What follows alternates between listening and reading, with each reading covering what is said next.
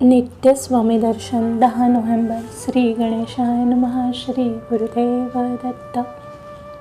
माझ्या प्राणप्रिय स्वामी भक्तांनो, स्वामी समर्थच आपल्याशी कसे सख्य करतील हे आपणच ठरवावे. स्वामींशी सख्य कसे टिकवायचे ह्याचे भक्ती रहस्य फक्त आपल्यालाच कळायला हवे. एक लक्षात घ्या की आपल्या मुखातून झंकारून उठणारे स्वामी नाम आपण प्रतिध्वनी होऊन ऐकू लागतो तेव्हा सख्य जुळून आले आहे हे आपल्या लक्षात येते. आपण स्वामी समर्थांवर अनन्य भावाने भक्ती पातळीवर जोडले गेलो की स्वामींचे सख्य आपोआप उमलून येते. इतके की स्वामी जरी ब्रह्मांडात वावरत असले तरी ते आपल्या भक्तीसाठी गरुडावर बसून वायुवेगाने आपल्यापाशी येतात.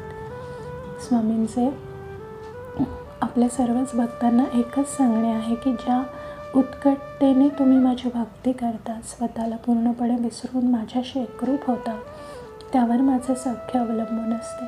शेवटी प्रतिध्वनी हा मूळ ध्वनीचाच असतो. हे सूत्र कधीही विसरू नका. समर्थ म्हणतात की जैसे जयाचे भजन तैसाची देवही आपण, म्हणून हे अवघे जाण आपणासे. दासबोध 4:8-14.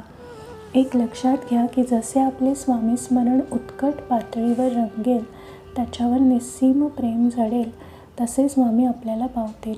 याचा सोपा अर्थ असा की स्वामींना आपलेसे करणे शेवटी आपल्याच भक्तीत साठलेले आहे. आपला संपूर्ण देह हा स्वामी भक्तींशी निगडीत झाला तर स्वामी आपल्या हृदयात प्रकट झाल्याशिवाय राहणार नाहीत. हे माझे अनुभवाचे बोल लक्षात ठेवा म्हणजे झाले. आपली स्वामी भक्ती मात्र दृढ आणि निश्चल हवी. वारा वाहेल तशी ती फिरता कामा नये. स्वामींबरोबरचे सख्य हे स्वार्थाशी निगडीत असता कामा नये. स्वामींचा मंत्र लक्षात ठेवून हे सख्य वाढवायचे शेवटी आपल्याच हातात असते. तू भिवू नकोस, मी तुझ्या पाठीशी आहे. ह्या शाश्वत आश्वासनाचा आपण अनुभव घेण्यासाठी आपली स्वामी भक्ती प्राणपणाने प्रथम अर्पण करावी लागते. प्रत्येक श्वास नामात ओवावा लागतो, तरच स्वामी मंत्राची प्रचिती येते. श्री स्वामी समर्थ. श्री गुरुदेव दत्त.